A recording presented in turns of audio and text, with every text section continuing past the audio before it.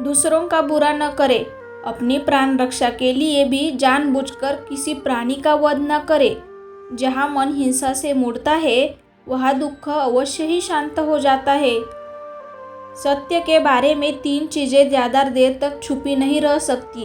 वे हैं सूर्य, चंद्रमा और सत्य। जिस तरह सूर्य रोज प्रत्यक्ष दिखाई देता है, चंद्रमा भी दिखाई देता है, उसी तरह सत्य कभी न कभी सामने आ ही जाता है।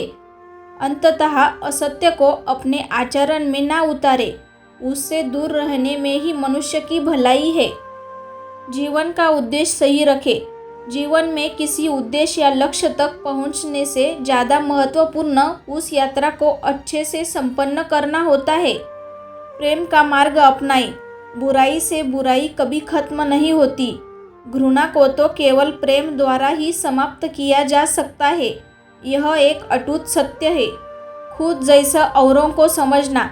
जैसे मैं हूँ वैसे ही वे है, और जैसे वे है वैसा ही मैं हूँ। इस प्रकार सबको अपने जैसा समझकर न किसी को मारे, न मारने को प्रेरित करे। स्वयं पर विजय। जीवन में हजारों लड़ाइयाँ जीतने से अच्छा है कि तुम स्वयं पर विजय प्राप्त कर लो। फिर जीत हमेशा तुम्हारी होगी। इसे तुमसे कोई नहीं छीन सकता। दूसरों को सुख दे। मनुष्य यह विचार करता है कि मुझे जीने की इच्छा है, मरने की नहीं। सुख की इच्छा है, दुख की नहीं। यदि मैं अपनी ही तरह सुख की इच्छा करने वाले प्राणी को मार डालूं, तो क्या यह बात उसे अच्छी लगेगी? इसलिए मनुष्य को प्राणीघात से स्वयं तो विरत हो ही जाना चाहिए। उसे दूसरों को भी हिंसा से विरत करने का प्रयत्न करना चाहिए। बैर भाव न रखे। वैरियों के प्रति वैर रहित होकर रहा। हम कैसा आनंदमय जीवन बिता रहे हैं। वैरी मनुष्य के बीच अवैरी होकर विहार कर रहे हैं। पशु हिंसा से बचे।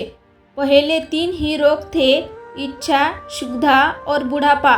पशु हिंसा के बढ़ते बढ़ते वे 98 हो गए।